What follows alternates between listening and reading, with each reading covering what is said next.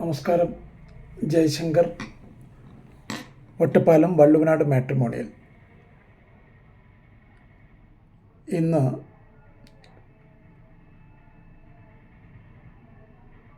മകരച്ചൊവ്വ. പല സംസ്ഥാനങ്ങളിലും പല പേരുകളിലും ഹിന്ദുക്കൾ ആഘോഷിക്കുന്ന വിശേഷ ദിവസമാണ് ഇന്നത്തെ ദിവസം. ഇന്ന് എല്ലാവർക്കും മകരസംക്രാന്തി ആശംസകൾ നേർന്നുകൊണ്ട് പാർവതി മോഹനെ കുറിച്ചാണ് ഞാൻ പറയാൻ പോകുന്നത്. പാർവതി മോഹൻ്റെ നക്ഷത്രം ഭരണിയാണ്. 27 വയസ്സ്.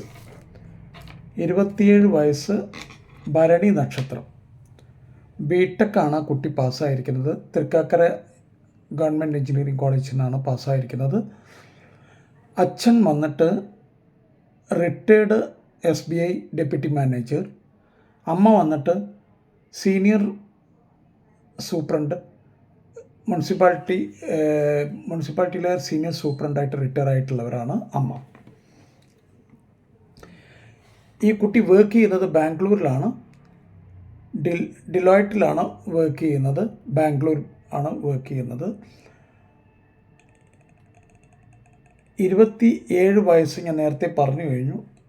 ഒരു ബ്രദറുണ്ട്. ആ ബ്രദർ മാരീഡ് ആൻഡ് സെറ്റിൽഡ് ആണ്. എൽഡർ ബ്രദറാണ്. അവർ ബാംഗ്ലൂർ തന്നെയാണ് അവർ സെറ്റിൽ ചെയ്തിരിക്കുന്നത്. ഒരു അപ്പർ മിഡിൽ ക്ലാസ് ഫാമിലിയാണ്. അപ്പോൾ എന്തുകൊണ്ടും നമുക്ക് നോക്കാവുന്ന ആൺകുട്ടികൾക്ക് ബാംഗ്ലൂരൊക്കെ വർക്ക് ചെയ്യുന്ന, അല്ലെങ്കിൽ ആ കുട്ടി ഫോറിനിലൊക്കെ വർക്ക് ചെയ്യുന്നവർ ആ കുട്ടി താല്പര്യമുണ്ട്.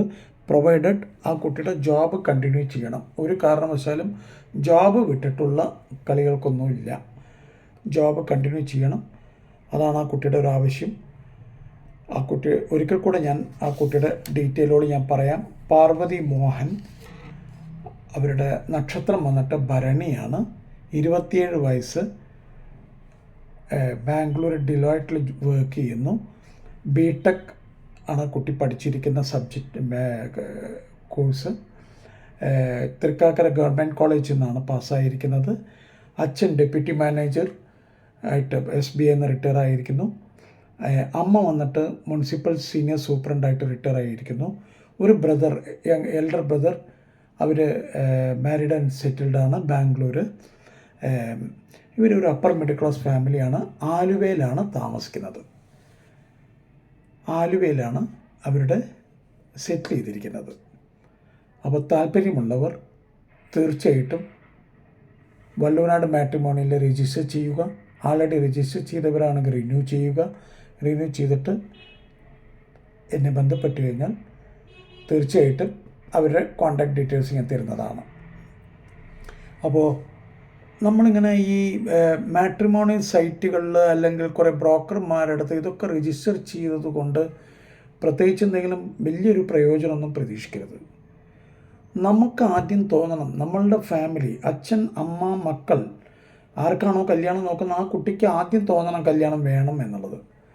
പിന്നെ പേരൻസ്. ഇവിടെ ഇപ്പോൾ എന്താ സംഭവിക്കണം എന്ന് പറഞ്ഞു കഴിഞ്ഞാൽ പേരൻസിനാണ് നിർബന്ധം. കുട്ടികൾക്ക് വലിയ നിർബന്ധമൊന്നും ഞാൻ കാണുന്നില്ല. അപ്പോൾ അങ്ങനെ ഒരു വേണമെങ്കിൽ നിങ്ങൾ നോക്കിക്കോ, ഞങ്ങൾക്ക് വലിയ നിർബന്ധമൊന്നും ഇല്ല എന്നുള്ളൊരു ഭാവമാണ്. അപ്പോൾ ഇവിടെ എന്താ സംഭവിക്കുക എന്ന് പറഞ്ഞാൽ അച്ഛനും അമ്മയും ഇത് കാര്യമായിട്ട് നോക്കും. മക്കൾ ഇങ്ങനെയൊക്കെയുള്ള വർത്തമാനം പറയുമ്പോൾ അച്ഛൻ, അമ്മ എവിടെയെങ്കിലും ഏതെങ്കിലും പ്രൊഫൈൽ വളരെ ബുദ്ധിമുട്ടി തിരഞ്ഞു പിടിച്ച് ഇവിടെ കൊണ്ടുവന്ന് കൊടുത്തു കഴിഞ്ഞാൽ ആരും ശ്രദ്ധിക്കുന്നില്ല. കുട്ടികളാരും ശ്രദ്ധിക്കുന്നില്ല, വേണ്ട പോലെ ശ്രദ്ധിക്കില്ല. അവർക്ക് വേണം എന്ന് മാത്രം പറയും. അപ്പോൾ പാരൻസായ നമ്മൾ സംശയിച്ചു പോകും, ഇനിയിപ്പോൾ ഇവർക്ക് വേറെ വല്ല ബന്ധങ്ങളൊക്കെ ഉണ്ടോ എന്നൊക്കെ ഉള്ളത്. പക്ഷേ ഞാൻ മനസ്സിലാക്കിയത് ഇപ്പോഴത്തെ കുട്ടികൾക്ക് അങ്ങനത്തെ ഒരു ഇതൊന്നും ഞാൻ കാണുന്നൊന്നുമില്ല. അവർ ഉണ്ടെങ്കിൽ കൃത്യമായിട്ട് പറയുന്നുണ്ട്. ഉണ്ട് എന്നുള്ളത് കൃത്യമായിട്ട് പറയുന്ന ആളുകളെയാണ് ഞാൻ കണ്ടിരിക്കുന്നത്. ഇല്ലെങ്കിൽ അവർ ഇല്ല, ഉണ്ടെങ്കിൽ ഉണ്ട് എന്ന് കൃത്യമായിട്ട് പറയുന്നുണ്ട്. പക്ഷേ അവരുടെ ഈ ഇഷ്ടാനിഷ്ടം, അല്ലെങ്കിൽ ഇഷ്ടം എപ്പോഴാണ് അത് സീരിയസ് ആയി മാറുന്നത്, അല്ലെങ്കിൽ എപ്പോഴാണ് അവർക്ക് ഓക്കെ പറയുന്നത് എന്നുള്ള ഒരു വിവരം കിട്ടണമെങ്കിൽ പാരൻസിന് നല്ല കഷ്ടപ്പാടായി മാറിയിരിക്കുന്ന ഒരു കാലഘട്ടമാണ്.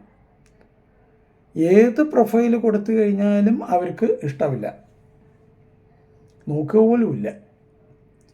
പാരൻസ് ആകെ ഒരു വല്ലാത്ത പ്രതിസന്ധി നേരിട്ടുകൊണ്ടിരിക്കുന്ന ഒരു സമയമാണെന്നാണ് എനിക്ക് തോന്നിയത്. അപ്പോൾ സുഹൃത്തുക്കളെ, ഇതിൽ നമ്മൾ ആരും ഇങ്ങനെ കുറേ പാരൻസിനോടാണ് എനിക്ക് പറയാനുള്ളത്, ആ കുട്ടികൾ ഇഷ്ടപ്പെടും, ആ കുട്ടികൾക്ക് ഇഷ്ടപ്പെട്ട കാര്യങ്ങൾ തന്നെ കുട്ടികൾ പറയും. പക്ഷെ നിങ്ങൾ കുറച്ച് മെനക്കെടേണ്ടി വരും, കുറച്ച് ബുദ്ധിമുട്ടേണ്ടി വരും ഇതിൻ്റെ പിന്നിൽ. അപ്പോൾ അതിനനുസരിച്ചിട്ടൊന്ന് ശ്രമിക്കുക.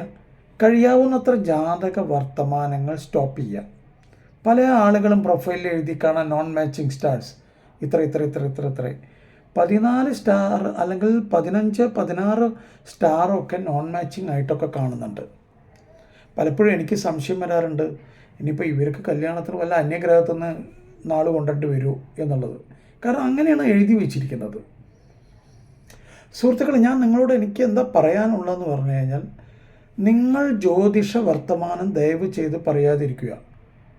ഏതൊരു കുട്ടിയുടെ പാരൻസ് ആണെങ്കിലും അവർക്ക് ജ്യോതിഷനെ കണ്ട് കൃത്യമായി നോക്കി ഉറപ്പ് വരുത്തിയതിന് ശേഷം മാത്രം തന്നെയാണ് കല്യാണം മുന്നോട്ട് പോകുന്നുള്ളൂ. അപ്പോൾ അവർക്ക് നോക്കാനുള്ള ഒരു സ്പേസ് കൊടുക്കണം. നിങ്ങളായിട്ട് അത് ചേരില്ല, ഇത് ചേരില്ല, ഒരു ദോഷം അരദോഷം ഇതൊന്നും പറയേണ്ട ഒരു ആവശ്യമില്ല.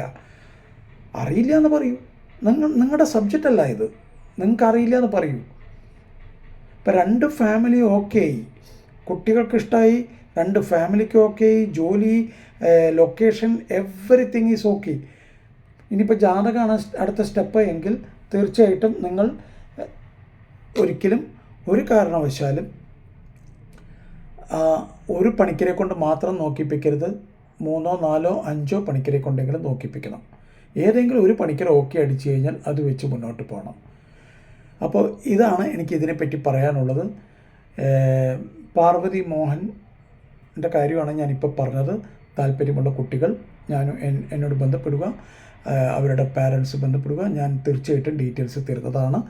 അപ്പോൾ ഒരിക്കൽ കൂടെ എല്ലാവർക്കും മംഗളാശംസകൾ നേർന്നുകൊണ്ട് നന്ദി, നമസ്കാരം.